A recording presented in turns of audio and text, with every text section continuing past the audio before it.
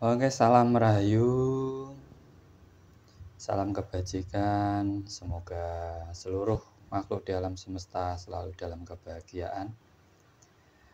Tak lupa pertama saya ucapkan untuk teman-teman semuanya yang masih support Surya Lau Channel. Terima kasih untuk teman-teman semuanya. Semoga teman-teman semua selalu diberi kelancaran, diberi kemudahan, diberi keberkahan dalam hidupnya di dunia maupun di akhirat. Oke, dalam video saya kali ini saya hanya ingin berbagi inspirasi atau kita kasih judul inspirasi dari sebuah ataupun secangkir kopi. Mantap. Nah, jangan lupa like, subscribe, dan share dimanapun sampean berada. Tolong dibantu share-nya agar semakin berkembang Surya Lau Channel. Oke, kita sebenarnya hidup ini belajar simpel-simpel saja dari sebuah ataupun sesuatu yang ada di depan kita. Sebagai contoh, secangkir kopi. Ini sebenarnya inspirasi untuk kehidupan kita dalam kita menjalani sebuah kehidupan, menjalani sebuah perjalanan dalam hidup. Kenapa saya ambil judul inspirasi dari secangkir kopi? Karena dalam kopi itu sendiri ada makna terdalam untuk kita menjalani sebuah kehidupan. Ibarat cangkir itu adalah diri kita. Diri kita itu cangkirnya, gitu. Nah, di situ ada sebuah air, ada kopi, gula. Nah, di saat itu bersatu, menyatu, dijadikan satu paduan, itu akan menjadikan rasa yang luar biasa. Bahkan ada sebuah kenikmatan di situ. Jadi dalam diri kita ini juga jasmani dan rohani itu bisa menyatu, akan memunculkan sebuah perilaku. Nah, perilaku inilah yang akan dirasakan oleh orang lain. Nah, di sini juga ada paduannya, itu ukurannya dari berapa kopinya, berapa gulanya, nah seberapa besar wadahnya kan gitu. Itu menentukan harga. Dimana cara mengolahnya kan gitu. Sama kita ibaratkan gini aja, kopinya adalah sebuah penderitaan dalam hidup kita. Sebuah penderitaan ataupun kesusahan dalam hidup kita. Dan gulanya kita ibaratkan adalah apa itu? Kenikmatan dalam sebuah hidup. Nah, ini kalau dipadukan antara kesusahan dan kenikmatan, ini akan membentuk sebuah rasa yang luar biasa. Itulah namanya hidup. Tidak bisa hidup itu manis saja seperti itu, tidak bisa. Ataupun pahit terus, itu tidak mungkin. Pasti ada susah, ada senang, itu sudah menjadi isinya dunia ataupun isi dalam gelas ini. Kita anggap gelas ini wadahnya kan. Di situ ada pahit, ada manis. Nah, dicampur oleh air itu tadi. Nah, kita harus bisa meresapi, harus menelaah. Pelajaran itu tidak harus jauh-jauh, tidak harus kepada guru, enggak. Apa yang di hadapan kita itu sebenarnya sebuah pelajaran. Dan dalam secangkir kopi itu ada sebuah pelajaran keikhlasan dalam menjalani hidup.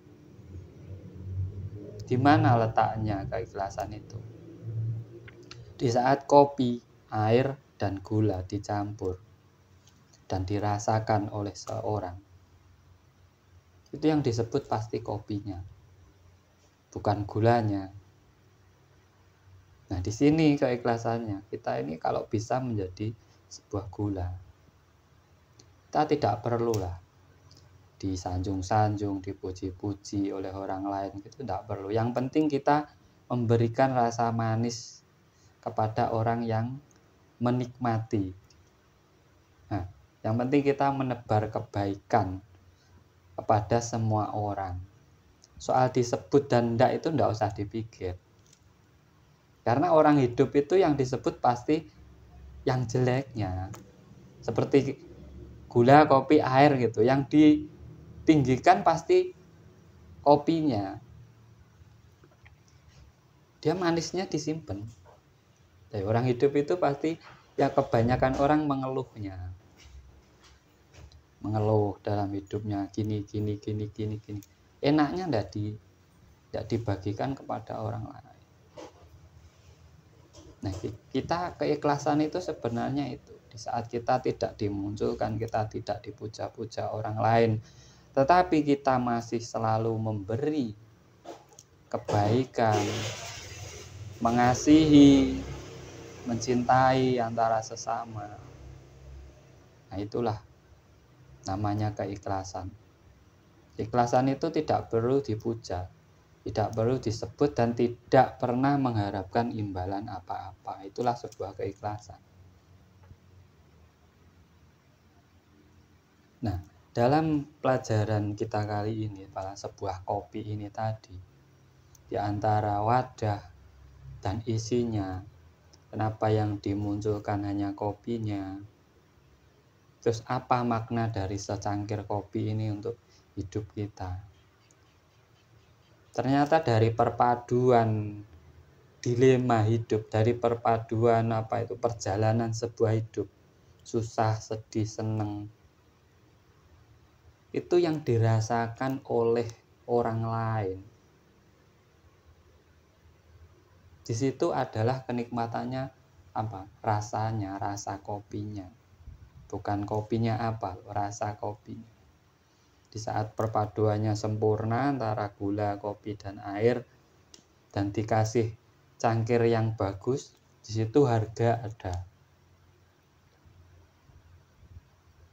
Tapi walaupun cangkirnya jelek, kalau rasa kopinya ini perpaduannya enak, itu pun juga menjadi sebuah kenikmatan untuk yang merasakan. Nah, hidup dalam diri kita ini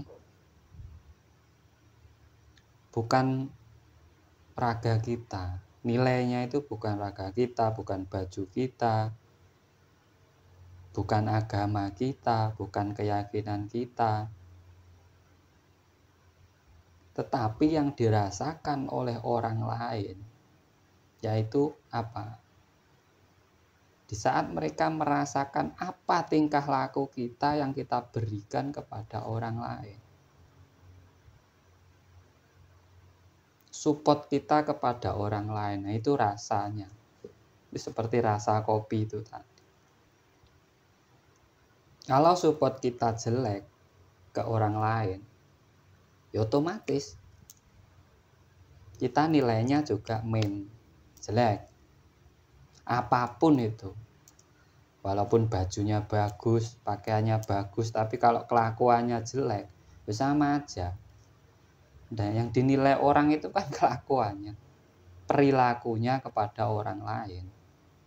Bukan masalah bajunya. Itu hanya dipandang orang enak gitu aja kalau baju.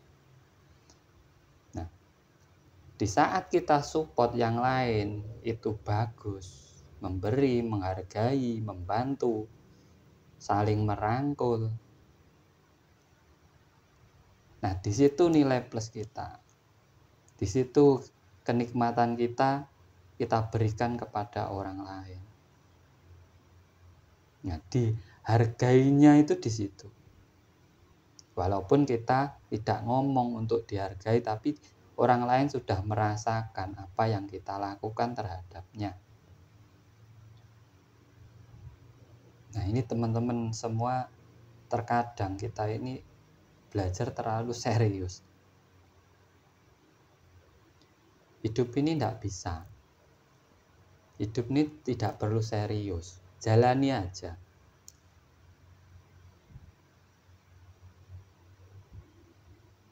Karena apa? Ya itu tadi, dari kopi itu tadi. Yang ditonjolkan namanya itu pasti kopinya, bukan gulanya. Ya, orang hidup itu, dia mau ngomong ke orang itu pasti soal susahnya saja.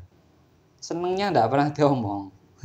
Kalau seneng sendiri-sendiri, kalau susah diomongin orang, itu biasa. Lebih baik kita jadi gula. Biarpun kita yang memberi manis rasanya, tapi tidak perlu kita itu ditonjolkan ke yang lainnya. Nah, ini dari pelajaran sebuah kopi, secangkir kopi. Kita menelaah sebuah kehidupan hanya dari secangkir kopi. Saya rasa seperti itu, teman-teman. Tetaplah belajar dengan apa yang ada di hadapan kita. Jangan ragu, jangan merasa putus asa, jangan merasa rendah diri. Kita semua sama antara sesama manusia. Tergantung sikap Anda kepada orang lain. Di situ penilaian Anda. Walaupun agama, keyakinan, ataupun suku ras Anda bagus, tapi kalau kelakuan kita tidak baik kepada orang lain, nilai kita tetap tidak baik. Karena yang dirasakan oleh orang lain itu bukan apa yang dipandang, tapi apa yang Anda lakukan. Bukan karena omongan sampean, tapi kelakuan sampean. Sampean ngomong enak, tapi kelakuan sampean tidak enak, ya sama saja. Sedikit banyak dari saya itu, semoga bisa memberi sesuatu yang bisa membuka pikiran kita masing-masing untuk selalu berpikir, untuk selalu berbuat baik kepada orang tanpa harus diakui, untuk tidak selalu menonjolkan diri, untuk selalu merendahkan diri kepada orang lain, dan untuk selalu bersatu. Walaupun baik, enggak, jelek, atau apa, itu kita bersatu agar kita dirasakan nikmat dalam sebuah kehidupan ini. Kita itu tidak perlu layal-layalan ataupun berdebat atau apa, itu tidak perlu. Kita perbaiki diri kita masing-masing, kita lakukan yang terbaik dalam sebuah kehidupan terhadap diri sendiri, keluarga, masyarakat, dan yang lainnya. Di situ nanti akan ada nilai sendiri dalam diri kita. Tidak usah kita ngomong ke orang lain, itu akan ada nilainya sendiri. Dan jangan terlalu fanatik terhadap satu hal. Karena Tuhan itu tidak menciptakan satu hal, tapi berbagai hal. Pelajari semua agar hidup terasa nikmat. Sampai tidak bisa gula saja, sampai nanti kencing manis. Sampai juga harus bersatu dengan kopi agar gulanya di situ walaupun tidak terlihat tapi dibutuhkan.